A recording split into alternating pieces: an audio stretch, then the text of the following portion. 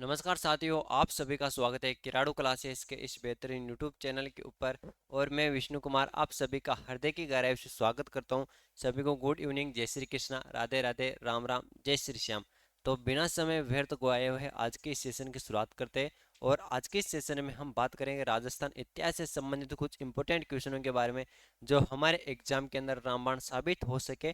और जो किराड़ू क्लासेस के यूट्यूब चैनल के ऊपर पहली बार आए वो बेल आइकन को प्रेस कर दे, जिससे आने वाली वीडियो का नोटिफिकेशन आप तक पहुंच सके। तो बात करें आज के इस सेशन के हमारे पहले क्वेश्चन के बारे में। और आज के इस सेशन का हमारा पहला क्वेश्चन जो आपके सामने है, अब बात करते हैं आहड़ सभ्यता के बारे में। निम्न कथनों पर विचार कीजिए।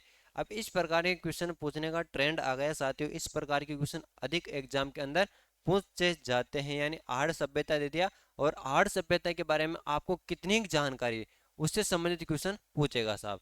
अब बात करते हैं, आहड़वासी तांबा गलाना जानते थे? यह लोग चावल से परिचित नहीं थे।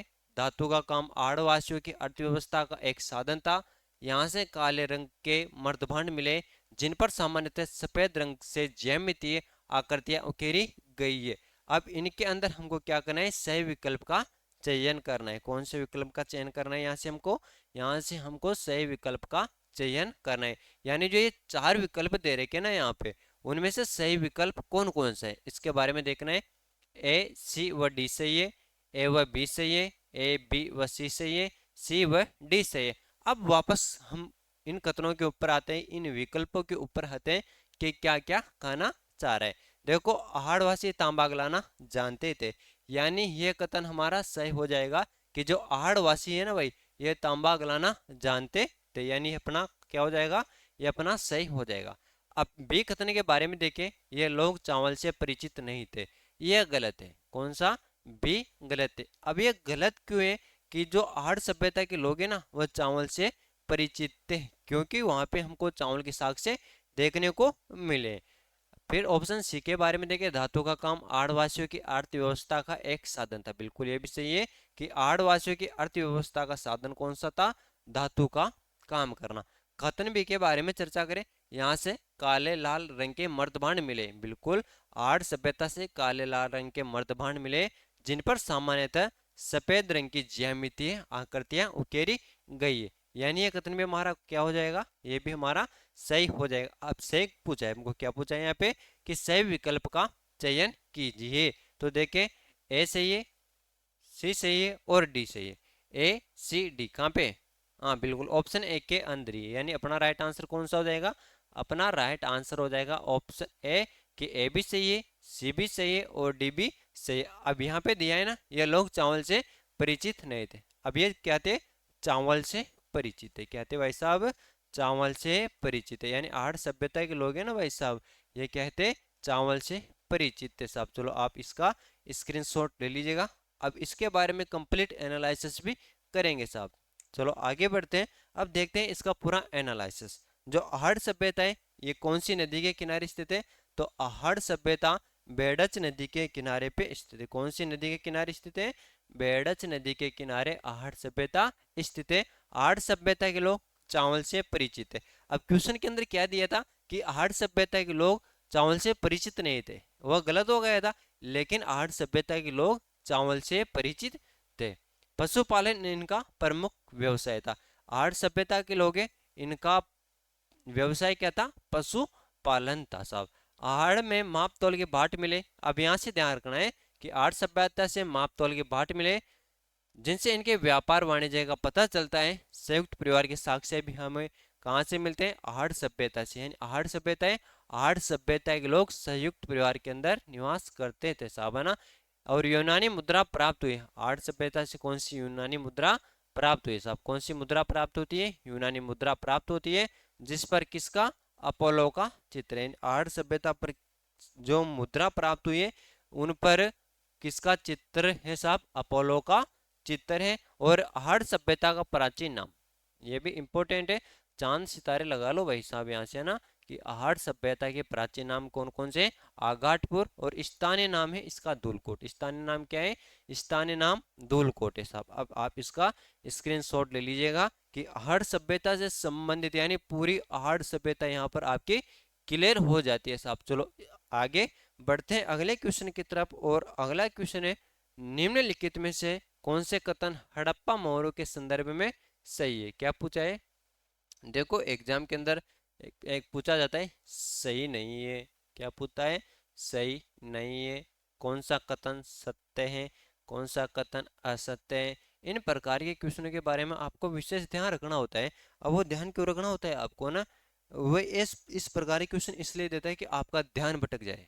क्या आपका ध्यान भटक जाए, बिल्कुल आपका ध्यान नहीं भटकाना है आपको। तो यहाँ पर देखो क्या करना है आपको, ऐसे क्वेश्चन पूछे ना आपसे तो सीधा कुछ भी नहीं करना, आपके हाथ में पेन रहेगा और आपके सामने पेपर रहेगा, तो पेपर के अंदर पूछा है ना सही है या असत्य, असत्य उस पे गोला कर देना है, ताकि आपके दिमाग के अंदर ये आ जाए कि इस क्वेश्चन के बारे में क्या पूछना चाह रहा है।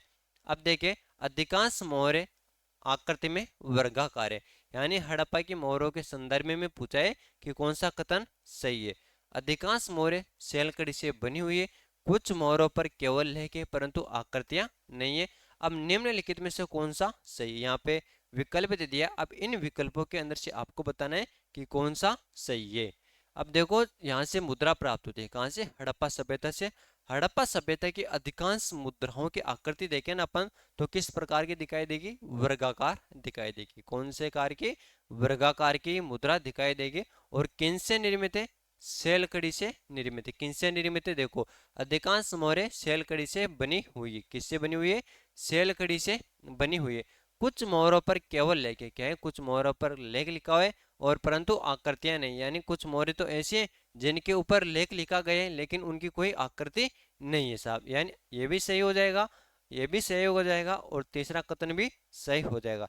यानी अपना राइट आंसर देखे, एक दो ये भी नहीं होगा, एक तीन ये भी नहीं होगा, दो तीन ये भी नहीं होगा, एक दो तीन ये अपना राइट आंसर होगा। यानी भाई साहब अपना राइट आंसर कौन सा हो जाएगा, अपना राइट आंसर हो जाएगा ऑप्शन डी। अब इसका स्क्रीनशॉट ले लीजिएगा, फिर हम अगले क्वेश्चन की तरफ विधिवत रूप से आगे बढ़ेंगे। बिल्कुल, बहुत बढ़िया। अब इसके बारे में देखिए अपन हड़प्पा मोहरों की विशेषताओं के बारे में, किसके बारे में देखिए, हड़प्पा सभ्यता की जो मोहरें मिली हमको उसकी क्या क्या विशेषता है। अधिकांश मोहरें स्टेटाइट यानी नरम पत्थर और शैलकड़ी से बनी है, यानी हड़प्पा सभ्यता से जो मोहरें प्राप्त हुई है उसके अंदर से अधिकांश मोहरें स्टेटाइट यानी नरम पत्थर और शैलकड़ी से बनी हुई है। उनमें से कुछ टेराकोटा, सोना, सुलेमानी चाट, हाथी दांत से निर्मित है। कुछ मोहरों में केवल लेखन होता है, जो वहां से कुछ मोहरें मिलती हैं उसके अंदर, कुछ मोहरों के अंदर तो क्या लेखन का कार्य होता है लेकिन कोई मूल भाव नहीं होता है। स्टैंडर्ड हड़प्पा की मोहरें चौकोर आकार की थी, जिसमें 2x2 आयाम थे। कितने, 2x2 आयाम था साहब। अब आप इसका भी स्क्रीनशॉट ले लीजिएगा। हाँ बिल्कुल, ये क्वेश्चन है ना आपके सामने, ये RAS के एग्जाम के अंदर पूछे हुए साहब है ना, यानी जो भी अब तक RS के एग्जाम हुए ना उनके अंदर ये क्वेश्चन आए हुए हैं। तो इन क्वेश्चनों को आप बिल्कुल भी हल्के में ना लेना है, इनसे हर बार क्वेश्चन पूछा जाता है, किसी न किसी प्रकार से घुमा फिरा कर भी इनसे क्वेश्चन पूछ लेगा साहब आपसे कि कौन सा कथन सही है कौन सा सही है, यानी इन्हीं से क्वेश्चन पूछा जाता है। देखो कोई सा भी मैटर है कि जैसे राजस्थान के मुख्यमंत्री के संदर्भ में पूछ लेगा कि मुख्यमंत्री का उल्लेख भारत के संविधान में कहाँ पर है, कौन कौन से अनुच्छेद के अंदर है, कौन से भाग के अंदर है। अब वो मैटर हमेशा वही रहेगा है ना, लेकिन उनसे क्वेश्चन बनाने का तरीका थोड़ा अलग हो जाएगा, यानी किस प्रकार से उसी बात को तोड़ मरोड़ कर पूछ लेगा। यानी जैसे राजस्थान के इतिहास के अंदर हम बात करें, हल्दी घाटी का युद्ध होता है, कौन सा, हल्दी घाटी का युद्ध होता है। अब हल्दी घाटी के युद्ध के अंदर हम जो बातें पढ़ते हैं वही आती है। अब लेकिन एग्जाम के अंदर क्या होता है, एक क्वेश्चन पूछा जाता है, अब उसी क्वेश्चन को तोड़ मरोड़ कर हर बार पूछ लेगा कि हल्दी घाटी का युद्ध किन किन के मध्य होता है, कब होता है, क्यों होता है, महाराणा प्रताप के हाथी का क्या नाम था, महाराणा प्रताप के घोड़े का नाम क्या था, महाराणा प्रताप के सेनापति कौन कौन थे, अकबर के समक्ष कौन लड़ने आता है हल्दी घाटी के युद्ध के अंदर। तो ये बातें हर बार पूछी जाती है। इसी प्रकार से देखो तथ्य सभी हुए रहते हैं लेकिन क्वेश्चन पूछने का तरीका अलग हो जाता है कि किस प्रकार से वो क्वेश्चन पूछा जाता है। अब RS के एग्जाम के अंदर इसी प्रकार से क्वेश्चन पूछा जाता है, क्योंकि वहां पर आपके नॉलेज को देखा जाता है कि आपके अंदर किसी टॉपिक को लेकर कितनी नॉलेज है। अब चलो क्वेश्चन नंबर 3 के बारे में हम बात करते हैं। बयाना दुर्ग स्थित वरिक विष्णुवर्धन विजय स्तंभ किस काल का माना जाता है। अब बयाना दुर्ग है, कौन सा दुर्ग, बयाना दुर्ग। अब ये बयाना दुर्ग है ना, यहाँ पर वरिक विष्णुवर्धन विजय स्तंभ है। क्या है? वरिक विष्णुवर्धन विजय स्तंभ है। अब ये किस काल का माना जाता है, यानी किस समय का माना जाता है? क्या सल्तनत काल का माना जाता है? ऑप्शन बी मुगल काल का, ऑप्शन सी मौर्य काल का, ऑप्शन डी गुप्त काल का। अब भाई साहब पहले तो बात करें अपन बयाना के बारे में। किसके बारे में? बयाना के बारे में हम बात करें। अब ये बयाना है कहाँ पे? ये भरतपुर के अंदर है। बयाना कहाँ पे है? बयाना भरतपुर के अंदर है। और यहाँ पर एक विजय स्तंभ बना हुआ है। क्या बना हुआ है?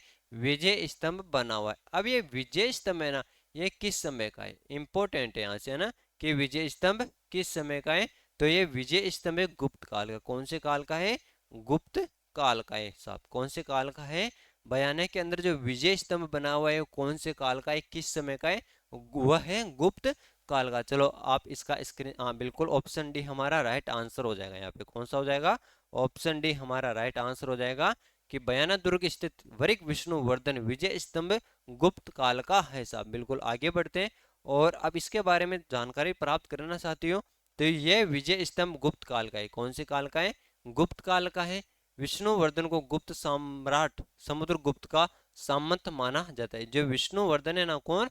विष्णुवर्धन। विष्णुवर्धन को गुप्त सम्राट कौन? समुद्रगुप्त का सामंत माना जाता है। इसका निर्माण यानी किसका? विजय स्तंभ का निर्माण कब करवाया जाता है? 363 ईस्वी में कराया गया था। कब? 363 ईस्वी के अंदर निर्माण करवाया जाता है। अब आप इसका भी स्क्रीनशॉट ले लीजिएगा, फिर हम अगले क्वेश्चन की तरफ आगे बढ़ते हैं। बहुत बढ़िया ना, बिल्कुल साहब। अगला क्वेश्चन है, निम्नलिखित में से किस स्थल से शासक मिंडनर के 16 सिक्के प्राप्त हुए? अब यहाँ से वापस सभ्यता वाला क्वेश्चन आ गया कि निम्नलिखित में से कौन से स्थल, यानी कौन सा स्थल है जहां से, क्या, कौन से स्थल से शासक कौन? मिनेंडर। कौन सा शासक? मिनेंडर के 16 सिक्के प्राप्त हुए। क्या बैराट से प्राप्त होते हैं? ऑप्शन बी नगरी से प्राप्त होते हैं, ऑप्शन सी रेड से प्राप्त होते हैं, या ऑप्शन डी नगर से प्राप्त होते हैं। बिल्कुल जल्दी से बता दीजिएगा। बहुत शानदार क्वेश्चन है कि कौन से स्थल से मिनेंडर के सिक्के प्राप्त हुए हैं साहब। बिल्कुल बहुत बढ़िया। कहाँ से प्राप्त होते हैं? सभी का आंसर सही आ रहा है कि सर इसके अंदर तो ऑप्शन ए होगा, बैराट सभ्यता होगी। अरे बिल्कुल भाई साहब यही होगा कि बैराट से क्या है? मिनेंडर शासक के सिक्के प्राप्त होते हैं। शासक कौन था? शासक कौन? मिनेंडर। कौन रे भाई साहब? मिनेंडर के सिक्के प्राप्त होते हैं। क्या प्राप्त होते हैं? मिनेंडर के सिक्के प्राप्त होते हैं। और कितने सिक्के प्राप्त होते हैं? 16 सिक्के प्राप्त होते हैं। कितने सिक्के प्राप्त होते हैं भाई साहब? 16 सिक्के प्राप्त होते हैं। अब आप इसका स्क्रीनशॉट ले लीजिएगा और फिर हम बैराट सभ्यता के बारे में विस्तृत जानकारी प्राप्त करेंगे। अब बैराट सभ्यता के बारे में देखें कि बैराट कहाँ पर है। बैराट है विराटनगर जयपुर में। बैराट कहाँ पे? बैराट है विराटनगर जयपुर के अंदर। अब बैराट सभ्यता की सर्वप्रथम खोज किसके द्वारा की जाती है?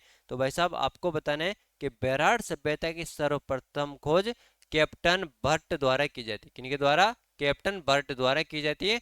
और ये कब की जाती है? 1837 ईस्वी में। कब की जाती है? 1837 ईस्वी में की जाती है। डॉक्टर कनिंगम के द्वारा 1864 में की जाती है। डॉक्टर कनिंगम के द्वारा कब की जाती है? 1864 के अंदर बैराट सभ्यता की खोज की जाती है। डॉक्टर कार्लाइल के द्वारा 1871-72 में की जाती है। फिर आगे देखिए अपन के बैराट सभ्यता से संबंधित हमको कौन कौन से इंपोर्टेंट तथ्य ध्यान रखना है। तो यहाँ से ध्यान रखना, दयाराम साहनी ने 1936-37, ये गलत लिख दिया यहाँ पे, 1936-37 के में बिज्जक की पहाड़ी का पहला पुरातात्विक उत्खनन किया। यानी दयाराम साहनी ने 1936-37 में, कब? 1936-37 में बिज्जक की पहाड़ी, कौन सी पहाड़ी? बिज्जक की पहाड़ी का पहला पुरातात्विक उत्खनन किया। यानी दयाराम साहनी ने किस पहाड़ी पर सर्वप्रथम उत्खनन का कार्य किया? तो वह है बिज्जक की पहाड़ी। फिर आगे बात करें, बिज्जक की पहाड़ी 1999 में अशोककालीन चैत्य स्फोट एवं बौद्ध मठ के अवशेष मिले तथा 1909 में, कब? यहाँ पे 1800 है ना, और 1909 में गोलाकार बौद्ध चैत्य के अवशेष प्राप्त होते हैं साहब। अब आप इसका स्क्रीनशॉट ले लीजिएगा फिर हम अगले क्वेश्चन की तरफ आगे बढ़ते हैं। बिल्कुल, बहुत बढ़िया। और सॉरी, इसी के बारे में देखें कि यहाँ पर अभी देखा अपन ने कि कितनी मुद्राएं प्राप्त होती है, यानी बेराट सभ्यता से कितनी मुद्रा प्राप्त होती है। तो बेराट सभ्यता से हमको कुल 16 मुद्राएं प्राप्त होती है। कितनी मुद्राएं प्राप्त होती है? 16 मुद्रा प्राप्त होती है। कितनी मुद्रा? 16 मुद्रा। अब 16 मुद्रा के अंदर भी 8 मुद्राएं ना, ये किस प्रकार की है? ये पंचमारक मुद्रा है। कितनी? 8 मुद्रा तो हमको पंचमारक मुद्रा मिलेगी। अब कितनी बचती है? यानी 36 में से 8 गए तो कितने बची? 28 मुद्रा शेष बची। कितने? 28। अब 28 के अंदर भी 16 मुद्रा। कौन सी 16 मुद्रा? ये ना 16 मुद्रा, ये राजा मिनेंडर की है। कौन सी 16 मुद्राएं? यूनानी राजा मिनेंडर की है साहब, आपको ध्यान रखना है। और यहाँ से जो मर्तबांड मिले ना, वो किस प्रकार के? मर्तबांड काले व चमकीले मिले साहब। कौन से मिले? काले व चमकीले मिले। और डॉक्टर सत्य प्रकाश ने कहा है, क्या कहा है? डॉक्टर सत्य प्रकाश ने कहा है कि आजादी के बाद जो कुछ हमने पाकिस्तान को देकर खोया है, यानी आजादी हुई, हमारा देश आजाद हुआ और आजादी के अंदर हमने जो पाकिस्तान को देकर खोया है, उससे कहीं अधिक हमने बेराट सभ्यता को खोजकर पाया। ये कथन किसके द्वारा कहा जाता है? ये कहा जाता है डॉक्टर सत्य प्रकाश के द्वारा। किनके द्वारा? डॉक्टर सत्य प्रकाश के द्वारा कहा जाता है। चलो, इसका भी स्क्रीनशॉट ले लीजिएगा। और अगला क्वेश्चन है, प्राचीन नगर जो महाभारत और महाभाष्य दोनों में उल्लेखित है। अब ऐसा नगर बताना है आपको जिसका उल्लेख महाभारत के अंदर भी है और महाभाष्य के अंदर भी देखने को मिलेगा। यानी कौन सा नगर है जिसका उल्लेख महाभारत और महाभाष्य दोनों में उल्लेखित है? क्या विराट नगर का है? ऑप्शन बी मध्यमिका नगरी का है।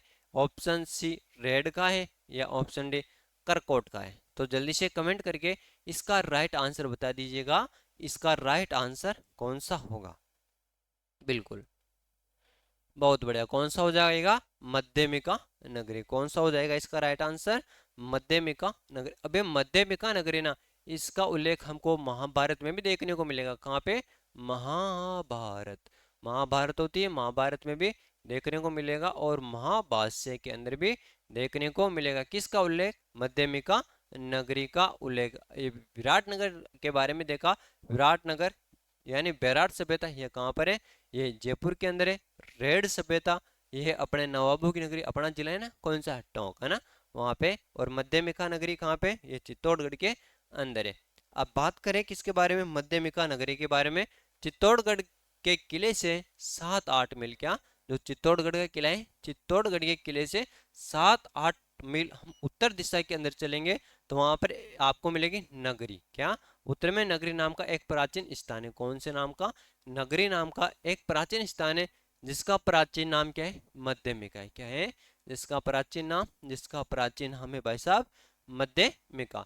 अब पतंजलि के महाभाष्य में तथा महाभारत के सभा पर्व में मध्यमिका पर नकुल की दिग्विजय यात्रा के संदर्भ में वर्णन मिलता है।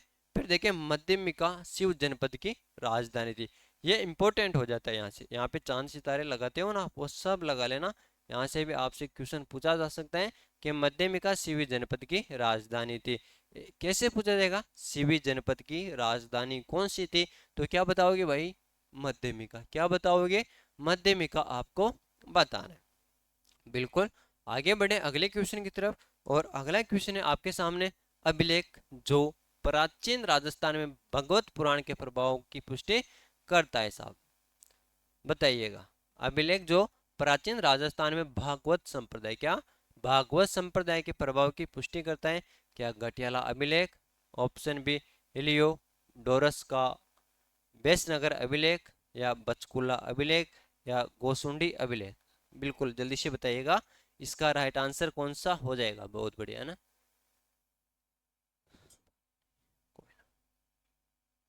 चलो बताइएगा इसका राइट आंसर कौन सा हो जाएगा। बहुत बढ़िया, कौन सा हो जाएगा? गोसुंडी अभिलेख। कौन सा अभिलेख? गोसुंडी अभिलेख। अब ये गोसुंडी अभिलेख है ना, इसके अंदर भागवत संप्रदाय के प्रभाव की पुष्टि करता है। क्या? जो गोसुंडी अभिलेख है ये भागवत संप्रदाय के प्रभावों की पुष्टि करता है। अब स्क्रीनशॉट ले लीजिएगा इसका। फिर हम देखते हैं आगे गोसुंडी अभिलेख के बारे में। यह अभिलेख नगरी चित्तौड़गढ़ के निकट गोसुंडी गांव से प्राप्त हुआ है। ये गोसुंडी अभिलेख है, यह कहाँ से प्राप्त होता है? नगरी चित्तौड़ से। कहाँ से? नगरी चित्तौड़ के निकट एक गांव है, कौन सा? गोसुंडी गांव। कौन सा गांव है? गोसुंडी गांव, वहां से प्राप्त हुआ था साहब। इस लेख में प्रयुक्त की गई भाषा संस्कृत और कारकुल लिपि ब्राह्मी है। यानी गोसुंडी अभिलेख के अंदर प्रयुक्त भाषा कौन सी है? भाषा तो है संस्कृत, और लिपि कौन सी है? लिपि ब्राह्मी लिपि है। अब गोसुंडी अभिलेख इसका सबसे बड़ा खंड है, यानी गोसुंडी अभिलेख का बड़ा खंड कहाँ पर है? उदयपुर के अंदर है। कहाँ पे? उदयपुर संग्रहालय में सुरक्षित है साहब। और यह राजस्थान में वैष्णव या भागवत संप्रदाय से संबंधित सबसे प्राचीन अभिलेख है। अब इसका स्क्रीनशॉट आप ले सकते हो। फिर हम आगे अगले क्वेश्चन की तरफ विधिवत रूप से पढ़ते हैं। सर आज क्वेश्चन थोड़े टिपिकल है। हाँ बिल्कुल, क्यों नहीं है। आरएस के अंदर पूछे गए हैं साहब, तो आरएस के एग्जाम के अंदर कठिन क्वेश्चन पूछे जाएंगे। यदि सरल क्वेश्चन पूछ ले तो सभी आरएस बन जाओगे, अब है ना। तो चलो बढ़ते हैं आगे अगले क्वेश्चन की तरफ। और अगला क्वेश्चन है, निम्नलिखित में से राजपूताना के किस क्षेत्र पर वरिक वंश ने शासन किया था? अब अपना राजपूताना है, अपना राजस्थान है, अपने राजस्थान के किस क्षेत्र पर वरिक वंश ने शासन किया था? क्या बदनौर, बयाना, ओशिया, अलवर? बताइएगा कि वरिक वंश ने अपने राजस्थान के कौन से क्षेत्र पर शासन किया था? बताइएगा। मंजिल यूं ही नहीं मिलती राही को, मंजिल यूं ही नहीं मिलती राही को, दिल के अंदर जुनून जगाना पड़ता है। पूछा चिड़िया से घोंसला कैसे बनता है? बोली तिनका तिनका उठाना पड़ता है, जब जाके घोंसला बनता है। अब जल्दी से बताइएगा इसका राइट आंसर कौन सा हो जाएगा कि निम्नलिखित में से राजपूताना के किस क्षेत्र पर वरिक वंश ने शासन किया था? बिल्कुल, कौन से पे? किस क्षेत्र पे? बयाना क्षेत्र पे। कौन से क्षेत्र पे? बयाना का क्षेत्र है। बयाना क्षेत्र पर कौन से वंश ने शासन किया था? वरिक वंश ने। कौन से वंश ने किया था भाई साहब? वरिक वंश ने शासन किया था साहब। चलो स्क्रीनशॉट ले लीजिएगा। और ये भरतपुर के अंदर है। बयाना अभी वर्तमान में कहाँ पे? बयाना अभी वर्तमान में भरतपुर के अंदर है साहब। और यहाँ पर वरिक वंश ने शासन किया था। बिल्कुल, बहुत बढ़िया। और अगला इसके बारे में देखें, बयाना वर्तमान में भरतपुर पर वरिक वंश का शासन था। बयाना जिसे बाणासुर का शहर भी कहा जाता है। बयाना मुगल काल के दौरान नील की खेती के लिए प्रसिद्ध था। देखो वही बात आ गई ना, अभी बताया। बयाना वर्तमान में कहाँ पे? वर्तमान में भरतपुर के अंदर है। और यहाँ पर वरिक वंश ने शासन किया था, जिसे बाणासुर का शहर भी कहा जाता है। ये जो बयाना है ना, इस बयाना को बाणासुर का शहर भी कहा जाता है। बयाना मुगल काल के दौरान नील के लिए प्रसिद्ध है। किसके लिए प्रसिद्ध था? नील की खेती के लिए प्रसिद्ध था। अगला क्वेश्चन है, चीनी यात्री जिसने बीनमाल की यात्रा की थी। अब चीनी यात्री आया था भाई, अब वो कौन सा चीनी यात्री था जिसने बीनमाल की यात्रा की थी? क्या फाहियान ने की थी, या हेनसांग ने की थी, संगयुन ने की थी, या इत संगीत ने की थी साहब? अब जल्दी से कमेंट करके इसका राइट आंसर बताना है ना। नहीं नहीं, ऐसी कोई बात नहीं, बिल्कुल, है ना। अरे नहीं नहीं, ऐसी कोई बात नहीं है, हम हमेशा मुस्कुराते रहते हैं। आज नहीं। अच्छा, आज उदास लग रहे? नहीं, उदास नहीं है आज। आज क्या है, थोड़ा बिजी थे, है ना। चलो कमेंट करके बताइएगा इसका राइट आंसर। बिल्कुल, अब चलो अब मुस्कुरा ले। ओके। बिल्कुल, बहुत बढ़िया, है ना। अब बताइए, चीनी यात्री जिसने बीनमाल की यात्रा की थी, अब वो कौन सा चीनी यात्री था भाई जिसने बीनमाल की यात्रा की थी? बिल्कुल, कौन सा हो जाएगा? हेन सांग हो जाएगा। कौन? हेन सांग ने किसकी यात्रा की थी? बीनमाल की यात्रा की थी। किसकी की थी रे भाई? अरे भाई साहब, बीनमाल की यात्रा की थी। किसकी? बीनमाल की यात्रा की थी। और मैं आपको अभी बताऊं विशेष बात है क्या है, कल हम सीटी के विद्यार्थियों के लिए एक महामैराथन क्लास लगा रहे हैं। तो सभी क्लास को ज्वाइन कर दीजिएगा, और उसका समय आपको बता दिया जाएगा कि कब महामैराथन क्लास आपके सामने होगी सीटी के विद्यार्थियों के लिए। बिल्कुल, है ना। हाँ बिल्कुल, उसके अंदर राजस्थान ज्योग्राफी क्लास भी होगी, और पॉलिटिकल साइंस की क्लास भी उसके अंदर सम्मिलित होगी। हाँ बिल्कुल, लाइव चलेगी, है ना। और किसकी क्लास? संस्कृति की भी होगी। बिल्कुल। चलो स्क्रीनशॉट ले लीजिएगा। हेन स्वांग ने यात्रा की थी। और हेन स्वांग कहाँ के थे? हाँ, चीनी यात्री थे साहब। अब चीनी यात्री हर्षवर्धन के समय भारत आया था। कब आया था?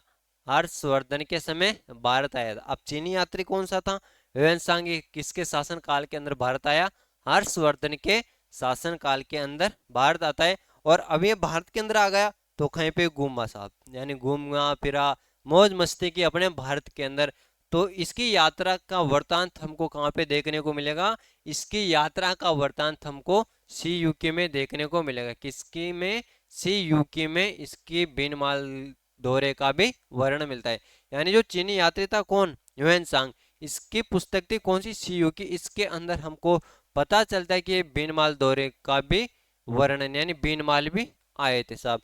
बीनमाल को पीलोमोलो नाम से संबोधित किया। किस नाम से संबोधित करता है? जो बीनमाल है, बीनमाल को पीलोमोलो नाम से संबोधित करता है साहब, है ना। फिर देखिए, गुप्त काल के दो महान वैज्ञानिक व कवि ब्रह्मगुप्त, जिन्होंने ब्रह्म स्फुटिक सिद्धांत दिया, तथा महाकवि मांग, जिसे शिशुपाल वध के रचयिता कौन? महाकवि मांग शिशुपाल वध के रचयिता बीनमाल जालोर के ही थे साहब। कहाँ के थे? बीनमाल। और बीनमाल कहाँ पे? जालोर के अंदर है साहब। अब गुप्त काल में चीनी यात्री फाहियान भारत भ्रमण पर था, यानी गुप्त काल के अंदर फाहियान है ना, ये भी भारत के भ्रमण पर था। और इत संगीत 773 ईस्वी में, कब? 773 ईस्वी में भारत आया और नालंदा विश्वविद्यालय में रहा। यानी ये इंपॉर्टेंट है कि इत संगीत कब आता है? ये 773 ईस्वी में आता है। और नालंदा विश्वविद्यालय कहाँ पे? नालंदा विश्वविद्यालय के अंदर रहता है साहब। अब आप इसका भी स्क्रीनशॉट ले लीजिएगा। उसके पश्चात हम अगले क्वेश्चन की तरफ विधिवत रूप से आगे बढ़ते हैं। और अगला क्वेश्चन है, सुमेलित कीजिए। अब यहाँ पे युद्ध दे रखा है और उनका समय दे रखा है, यानी कौन सा युद्ध कब होता है, इनके बारे में आपको बताना है। ऐसे एग्जाम में क्वेश्चन पूछा जाएगा साहब आपसे। अब ऐसे क्वेश्चन आपसे एग्जाम में पूछे जाए ना, तो क्या करना है आपको? एक तरफ तो लिख देना है पेपर में ए बी सी डी। क्या लिख दोगे? ए बी सी डी लिख देना है। आप पूरी ए बी सी डी लिखने बैठ जाओ, पूरी नहीं लिखना आपको, है ना। आपको लिखना है A B C D, 4 option लिख दिए। अब देखो यहाँ पे सबसे पहले आपको पता होना चाहिए कि देखो, गागरोन का युद्ध कब होता है, सारंगपुर का युद्ध कब होता है, सुमेल का युद्ध कब होता है, साहेबा का युद्ध कब होता है। अब जैसे मानो कि आपको इसके अंदर किसी का भी पता नहीं है, एक का पता हो, दो का पता हो ना, जब भी काम चल जाएगा साहब आपका। अब देखो, आपके देखे सुमेल का युद्ध, कौन सा? सुमेल का युद्ध। अब आपको पता है कि सर सुमेल के युद्ध के बारे में तो मेरे को पता है कि सुमेल का युद्ध तो 1544 के अंदर होता है। कब होता है? 1544 के अंदर होता है। अब देखो साहब, सी के अंदर क्या लिखो? 2 लिख दो। क्या लिख दो? सी के अंदर 2 लिख देना है। अब यहाँ पे देखो, यहाँ पे सी में, यहाँ पे 3 है, ये भी नहीं होगा। सी में 2, यहाँ पे ये हो सकता है ना, इसके बारे में चर्चा करेंगे। और यहाँ पे 4 है, ये भी नहीं होगा। और यहाँ पे 2, और ये भी हो सकता है। ये और समस्या उत्पन्न हो गई आपके सामने। अब 2 ऑप्शन मिल गए साहब, किस्मत खराब। ऐसे तो एक से काम चल जाता, लेकिन हमको तो एक और ढूंढना पड़ेगा साहब यहाँ पे, है ना। क्या ढूंढना पड़ेगा? एक और ढूंढना पड़ेगा। अब देखो, अब जैसे आप सोच रहे हो कि सर यार, अब तो हमको तो एक का ही पता है, साहेबा का युद्ध का। कौन सा युद्ध का? साहेबा का युद्ध का। और ये साहेबा का युद्ध 1541-42 में होता है। कब होता है? 1541-42 में होता है। अब देखो, डी पे 4, क्या लिखोगे? डी पे 4। अब ये 2 ऑप्शन ही बचे हैं ना आपके पास, बी और डी। अब देखो इसके अंदर डी पे 4, यहाँ पे 1, तो आपका काम हो गया। यानी आपका राइट आंसर कौन सा हुआ बाबू? आपका राइट आंसर हुआ है कौन सा? Option B. कौन सा हुआ है? ऑप्शन बी राइट आंसर हुआ है साहब। अब वापस मिलान करते हैं। अब गागरोन का युद्ध होता है, कौन सा? गागरोन का युद्ध। गागरोन का युद्ध कब होता है? 1519 ईस्वी में। कब होता है गागरोन का युद्ध? गागरोन का युद्ध 1519 ईस्वी के अंदर होता है। फिर है सारंगपुर का युद्ध। कौन सा? सारंगपुर का युद्ध। सारंगपुर का युद्ध होता है 1437 ईस्वी में। कब होता है? 1437 ईस्वी में सारंगपुर का युद्ध होता है। सुमेल का युद्ध कब होता है? सुमेल का युद्ध होता है 1544 ईस्वी में। साहेबा का युद्ध होता है 1541-42 में। इस प्रकार से भी आप इस क्वेश्चन को सोल्व कर सकते हो बहुत ही आसान तरीके से। चलो अब हम इसके बारे में देखें, गागरोन का युद्ध किन किन के मध्य हुआ था, सारंगपुर का युद्ध किन के मध्य, सुमेल का युद्ध और साहेबा का युद्ध के बारे में हम जानकारी प्राप्त करें। अब क्यों करें? देखो, एक इसका बहुत बड़ा कारण है कि एग्जाम में क्वेश्चन कहीं से भी आपसे पूछा जा सकता है, आपको घबराना बिल्कुल भी नहीं है। देखो, अब सबसे पहले देखिए अपन गागरोन का युद्ध। कौन सा युद्ध? गागरोन का युद्ध। गागरोन का युद्ध किन के मध्य होता है? राणा सांगा व महमूद खिलजी के मध्य। गागरोन का युद्ध किन किन के मध्य होता है? राणा सांगा के मध्य और महमूद खिलजी के मध्य होता है। और हमने देखा था ना कब हुआ था? 1519 में। कब हुआ था? 1519 के अंदर होता है। और इसके अंदर विजय किसकी रहती है? इसके अंदर विजय रहती है संग्राम सिंह की। किनकी विजय रहती है? संग्राम सिंह इसके अंदर विजय रहे थे साहब। ये देखा गागरोन के युद्ध के बारे में कि गागरोन का युद्ध किन किन के मध्य? राणा संग्राम सिंह के और महमूद खिलजी के मध्य होता है। कब होता है? 1519 ईस्वी के अंदर। और इसके अंदर विजय कौन रहते? संग्राम सिंह विजय रहते। कौन रहे थे? संग्राम सिंह विजय रहे थे। फिर वह एक युद्ध है देखा, सारंगपुर का युद्ध। कौन सा युद्ध? सारंगपुर का युद्ध। अब सारंगपुर का युद्ध किन किन के मध्य होता है? महाराणा कुंभा और महमूद खिलजी के बीच। किन किन के बीच? महाराणा कुंभा और महमूद खिलजी के बीच होता है। और यह कब होता है? 1437 ईस्वी में। कब होता है? 1437 ईस्वी में होता है। और राणा कुंभा ने विजय रहते, क्या रहते? राणा कुंभा विजय रहते तथा विजय स्तंभ का निर्माण करवाया साहब। चलो, फिर एक युद्ध होता है सुमेल का युद्ध। अब ये सुमेल का युद्ध है ना, ये किन किन के मध्य होता है? मालदेव व शेरशाह सूरी के मध्य। सुमेल का युद्ध है। कौन सा युद्ध? सुमेल का युद्ध। कौन सा युद्ध? सुमेल का युद्ध। ये किन किन के मध्य? मालदेव व शेरशाह सूरी के मध्य होता है। कब होता है? 1544 में। कब होता है? 1544 में। और कूटनीति के कारण इसके अंदर विजय रहते शेरशाह सूरी। कौन विजय रहता है इसके अंदर? इसके अंदर विजय रहता है शेरशाह सूरी साहब। चलो, अब एक बचा है साहेबा का युद्ध। कौन सा युद्ध? साहेबा का युद्ध। और साहेबा का युद्ध मारवाड़ शासक मालदेव व बीकानेर के राव जेतसी के बीच। किन किन के बीच? मारवाड़ शासक मालदेव थे और बीकानेर के राव जेतसी के बीच होता है। कब? 1542 में। और इसके अंदर मालदेव की विजय रहती। किनकी? मालदेव की विजय रहती है साहब। अब चलो अगले क्वेश्चन की तरफ आगे बढ़ते हैं। और अगला क्वेश्चन है आपके सामने, निम्नलिखित में से कौन सा विद्वान कुंभा के दरबार में नहीं था? क्या पूछा है कि निम्नलिखित में से ऐसा कौन सा विद्वान है जो कुंभा के दरबार में नहीं था? किसके दरबार में? कुंभा के दरबार में नहीं था। क्या तिला भट्ट नहीं था? मुनि सुंदर सूरी नहीं था? या मुनि जिन विजय सूरी नहीं था? या नाथा नहीं था? कौन नहीं था रे भाई साहब, है ना? बिल्कुल साहब, जल्दी से कमेंट करके राइट आंसर बताइएगा। इसका राइट आंसर कौन सा होगा? बहुत बढ़िया, जल्दी से कमेंट करके बता दीजिएगा। निम्नलिखित में से कौन सा विद्वान कुंभा के दरबार में नहीं था? क्या तिल्ला भट्ट नहीं था? मुनि सुंदर सूरी नहीं था? मुनि जिन विजय सूरी नहीं था? या नाथा नहीं था? तो कौन सा राइट आंसर हो जाएगा इसके अंदर? इसके अंदर हमारा राइट आंसर हो जाएगा मुनि जिन विजय सूरी। कौन? मुनि जिन विजय सूरी। यह क्या था? कुंभा के दरबार में नहीं था। अब देखिए अपन की कुंभा के दरबारी विद्वान कौन कौन से थे, इंपॉर्टेंट हो जाते, पूछा जा सकता है। कुंभा के दरबारी विद्वान, देखो कुंभा का दरबारी विद्वान था कान्हा व्यास था, मेहाजी थे, मंडन थे, राजवल्लभ थे, रूपमंडन थे, कोदंड मंडन, नाथा, गोविंद, उददार दोरिणी, कलानिधि, सार समुच्चय, रमाबाई, हीरानंद मुनि, तिल्ला भट्ट, सोमदेव सूरी, सोम सुंदर सूरी, जयशेखर और भुवन कीर्ति, यह सब के सब क्या थे? यह सब के सब कुंभा के दरबारी विद्वान थे साहब। चलो आगे बढ़ते हैं। बिल्कुल, और अगला क्वेश्चन है भाई आपके सामने, महाराणा सांगा ने इब्राहिम लोदी को किस युद्ध में परास्त किया था? बिल्कुल इंपॉर्टेंट क्वेश्चन है ना, कि महाराणा सांगा ने क्या? महाराणा सांगा ने इब्राहिम लोदी को किस युद्ध के अंदर परास्त किया था? क्या खातौली के युद्ध में परास्त किया था? या सारंगपुर के युद्ध में परास्त किया था? सिवाना के युद्ध में परास्त किया था? या खानवा के युद्ध में परास्त किया था साहब? तो जल्दी से कमेंट करके बताइएगा इसके अंदर राइट आंसर कौन सा होगा। बिल्कुल भाई, बहुत बढ़िया, जल्दी जल्दी कमेंट करके बता दीजिएगा इसके अंदर अपना राइट आंसर कौन सा हो जाएगा। कि महाराणा सांगा। कौन? महाराणा सांगा वर्सेज, यानी कौन थे? इब्राहिम लोदी। कौन? इब्राहिम लोदी। अब इन दोनों के बीच क्या होती है? लड़ाई होती है साहब। क्या होती है? लड़ाई होती है, युद्ध होता है। अब वो कौन सा युद्ध था जो इन दोनों के मध्य लड़ा गया? तो वह युद्ध था कौन सा? खातौली का युद्ध। कौन सा युद्ध था? खातौली का युद्ध था। किन किन के मध्य लड़ा जाता है? महाराणा सांगा व इब्राहिम लोदी के मध्य लड़ा जाता है साहब। अब चलो इसके बारे में कंप्लीट जानकारी प्राप्त करते हैं कि खातौली की लड़ाई यानी खातौली का युद्ध कब लड़ा जाता है? 1518 ईस्वी में। कब?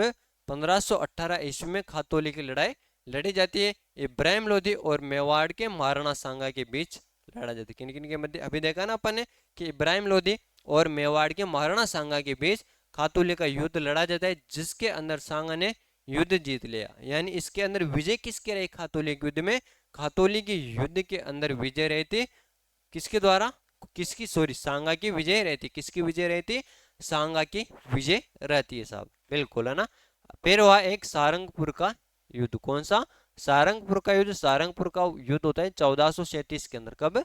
1437 के अंदर होता है। कुंभा और सुल्तान मोहम्मद खिलजी के बीच लड़ा जाता है। किस किस किस मध्य? राणा कुंभा और सुल्तान महमूद खिलजी के बीच लड़ा जाता है, जिसके अंदर राणा कुंभा की विजय रहती है। विजय किसकी रहती है? राणा कुंभा की विजय रहती है।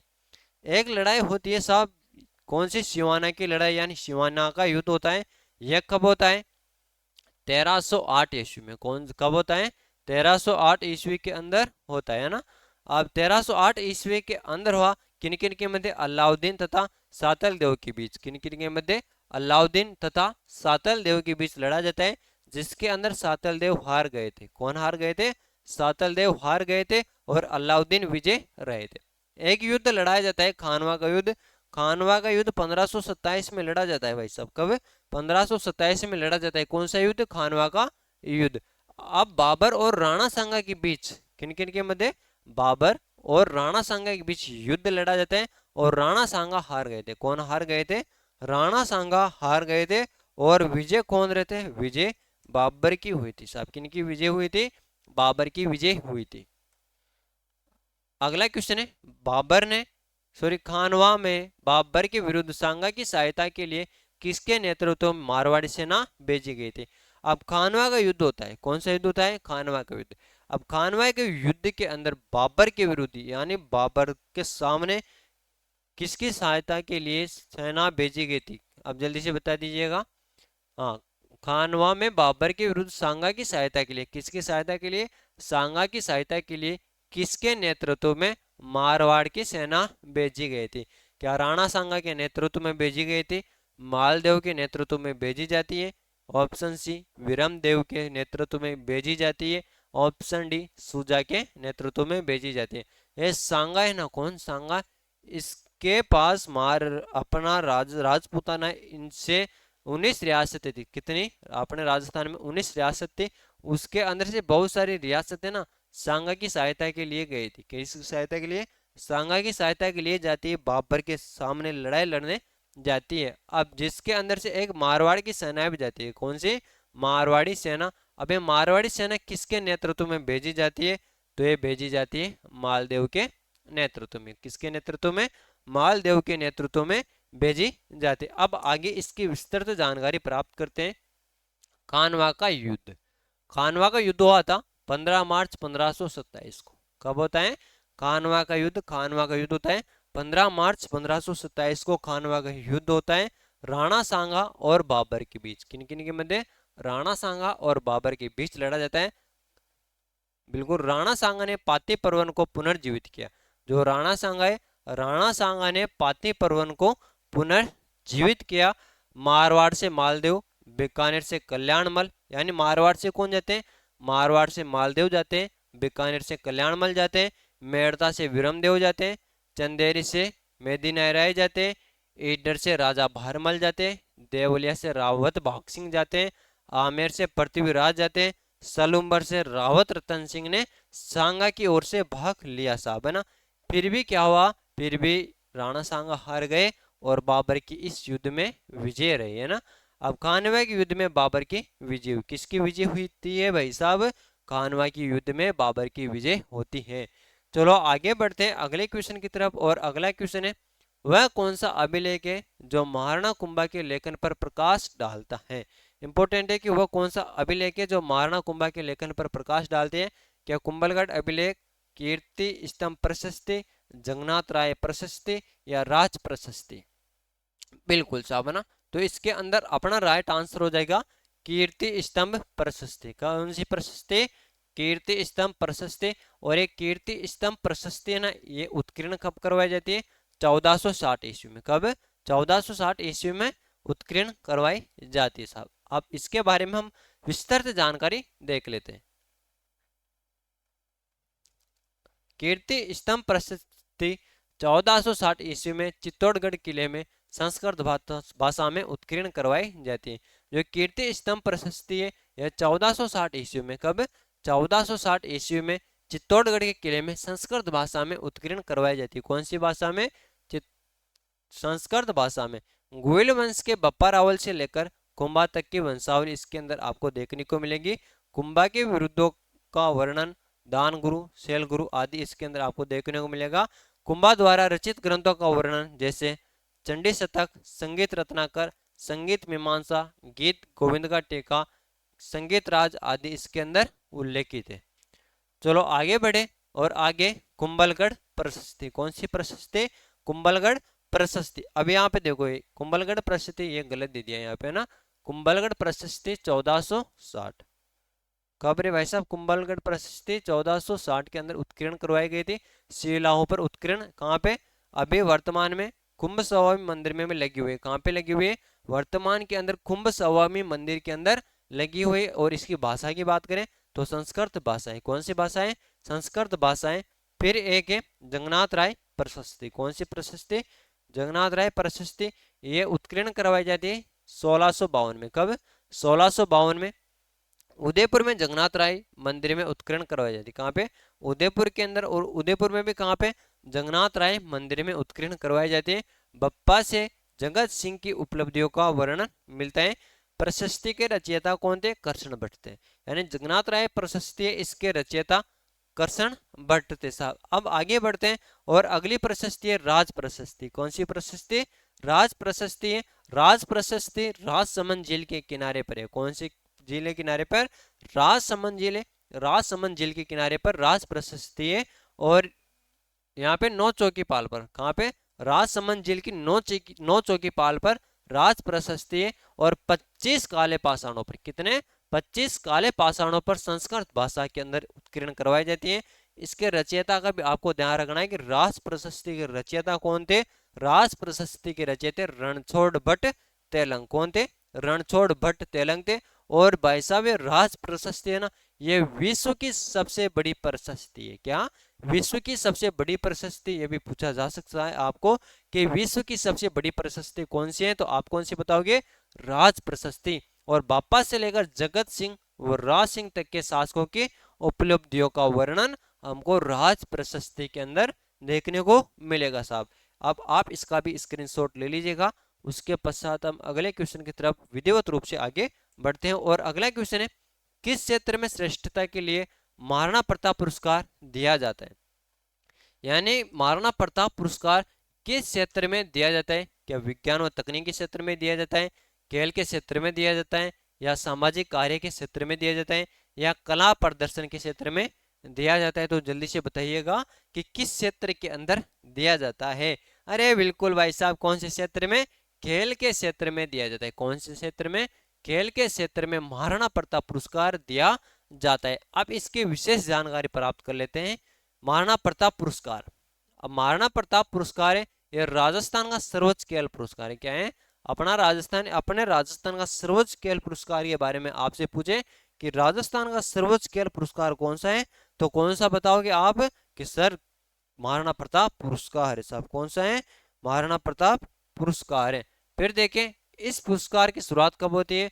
यानी महाराणा प्रताप पुरस्कार की शुरुआत होती है 1982 में। कब से होती है? 1982 से महाराणा प्रताप पुरस्कार की शुरुआत होती है। यह पुरस्कार राजस्थान राज्य क्रीड़ा परिषद द्वारा दिया जाता है। यह भी इंपॉर्टेंट है। देखो ये महाराणा प्रताप पुरस्कार से संबंधित जो तथ्य आए ना वह सभी के सभी इंपॉर्टेंट है। इनसे एग्जाम में क्वेश्चन 100% टपकने वाला है ना। बिल्कुल। अब देखो ये पुरस्कार राजस्थान राज्य क्रीड़ा परिषद द्वारा दिया जाता है।